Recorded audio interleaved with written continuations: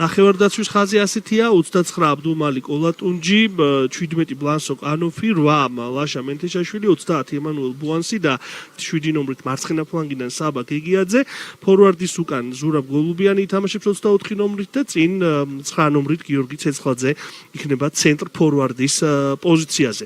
სულ რამდენიმე წამში უკვე მისცემს ნიშანს შეხვედრის დაწყებისას ირაკლი შენგელია, რომელიც თქვენს ეკრანებზეა შეხვედრის მთავარი არბიტრი. გავიგონეთ უკვე სასტონის სხვა და თამაშის დაიწყეს მასმინძლებმა წესიდარიგას, მერე მოუგო ქუთაისის ტორპედოს და მერე მოუგო დინამო თბილის. აქ ვნახოთ შეყილაძე არის შეტევაში, დილა იწყებს ძალიან აქტიურად ჩვენიერი გადაცემა დარტყმა და ბუხუტი ფუტკარაძე ახერხებს საკმაოდ რთული ბურთის მოგერიებას.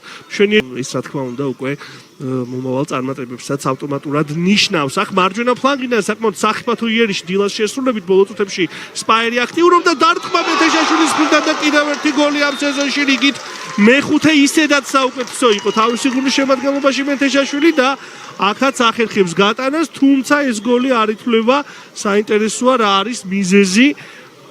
როგორც აი ამ რაკურსებით სწორედ ახლა ამის განხილვა მიდის. არ არის მე მგონი კონტაქტი, არ ვიცი თუ არ მეჩვენება, მე მგონი არ არის აქ არანაირი კონტაქტი. დილამ უკვე მიიღო გადაწყვეტილება. გოლია. ხო, არ მოგვეჩვენა, როგორც ჩანს, იქ არანაირი კონტაქტი არ ყოფილა და ლაშა მენთეშაშვილმა ამ სეზონში მორიგი საგოლე მოქმედება მიითვალა და ეს მისი მეხუთე გოლია. გორის დილა დაწინაურდა პირველივე წუთებში, აქ ყვითელი ბარათი მიიღო გიორგი პირტახიანს საჭთან საუბრისთვის. გორის დილას გააქვს გოლი, რომლითაც სწორედ სპაიერს უსწრებს ახლა სატურნირო ცხრილში გადადის მე-7 პოზიციაზე, აგროვებს 23 ქულას და თითო ქულაში უახლოვდება ბათუმის დინამოს და სამგურალს, 2 ქულაში დინამო თბილის და 3 ქულაში ქუთაისის ტორპედოს, ასე რომ კი ვთქვით რომ დილა თუთ ფორმაშია, ზედიზედ 5 შეხვედრა გუნდს არ მოუგნა, მაგრამ ეს ისეთი სეზონია, სადაც არა 2 და 3 მოგებას, არამედ 1 მოგებასაც შეუძლია კონკურენციაში მნიშვნელოვნად დააბრუნოს ესატურის გუნდი. რა თქმა უნდა, ახლა სპაიერი არაფრით არ შეეგუება. საჯარიმოში რა კარგი შანსი. რა კარგი შანსი მიეცათ აქ თბილისელებს და ამ შემთხვევაში გეგიაძეს არ გაუმართვა. აქ უკვე შოთა შეყილა ცეცხლაძე და დარტყმა თუ გახორციელდება. გახორციელდა და შედეგად ანგარიში გათანაბრდა კიდეც. შესანიშნავად გამოიყენეს ეს ერთ-ერთი იშვიათი შანსი. გადაცემის შემდეგ ცალუღელაშვილმა შეძლო ანგარიშის გახსნა. აქ გავიდა უკვე ესპასი და შეიძლება გოლიც გავიდეს და ბუხუტი ფუტკარაძე თამაშობს მშვენივრად ამ ეპიზოდში და ახერხებს თავისი გუნდის გადარჩენას. მაგრამ წააგო ბათუმის დინამოსთან, იბერიასთან, დილასთან ის შეხვედრა ჩვენ ამდენჯერმე გავიხსენეთ 26 აპრილს გამართული მატჩი და წააგო თბილისის დინამოსთან დედაქალაქური დერბი. მაგრამ ბოლო პერიოდში სპაიერი ნამდვილად კარგ ფორმაშია, შეგვიძლია ვთქვათ, მომენტი, რომელსაც ლაშა მენთეშაშვილი აქცევს გოლად, ასრულებს დუბლს და გააქვს მე-6 გოლი ამ სეზონში, ჯამში მე-9 საგოლე მოქმედება და გორის დილას უდაო ლიდერიც გახლავთ ამ სეზონში.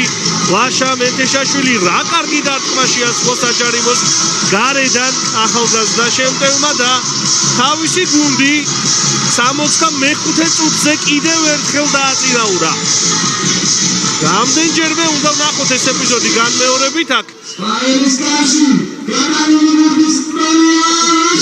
მცირე სივრცე იყო საჯარიმოს მისადგომებთან და ამ სივრცის დატოვება მენთეშაშვილმა არაპატია მეტოქეს შესანიშნავად შეასრულა ეს დარტყმა უძლიერესი ალბათ იყო აუღებელთა კატეგორიიდან დამეთანხმებით.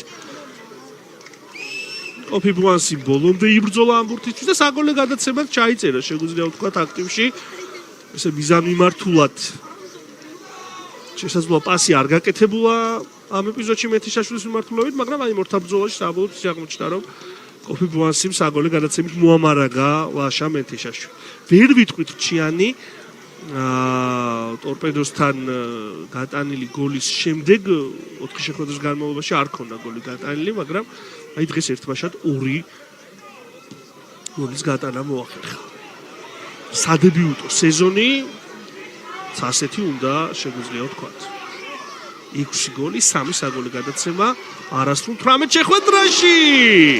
შოთა შეყილაძე შეეძლო აქ უკვე სიმშვიდის გოლის გატანა. ძელს ხდება ბურთი და გადარჩა თბილისური გუნდი.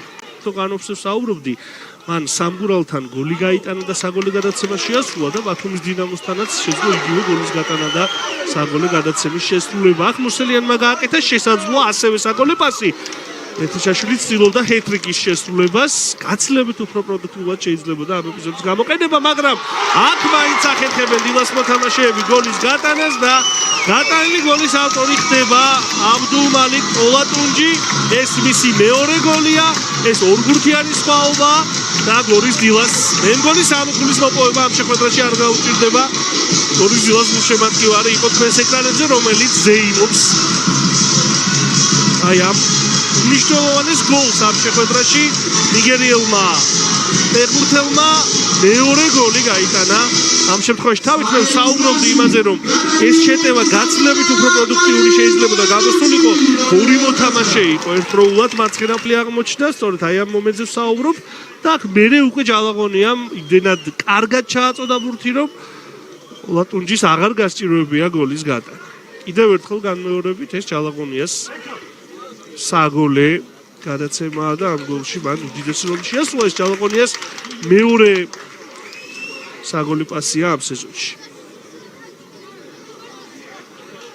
ასე რომ გორის დილა ძალიან მნიშვნელოვან მონაკვეთში ამ სეზონისა, მონაკვეთში როდესაც უკვე კარს არის მომდგარი ევრო ტურნირები, როდესაც თავის გამოჩენის ამ შვენიერი გადაცემა ლაშა მენთეშაშვილის პასი და რა კარგი ეპიზოდი იყო.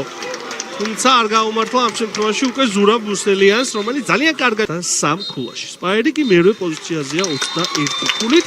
შეხვედრა დასრულებულია, მიულოცოთ გორის დილას გამარჯვება, ორივე გუნდს რა თქმა უნდა წარმატებები უსურვოთ მთელი სეზონის განმავლობაში. ლაშა მენთეშაშვილის დუბლით და აბდულმალიკ ოლატუნჯის მიერ გატანილი გოლით დილა მოიგო. სპაირის მხრიდან თემურ ცალუღელაშვილმა მოახერხა ანგარიშის სხვაობის შემცირება, უბრალოდ ანგარიშის გათანაბრება პირველ ტაიმში.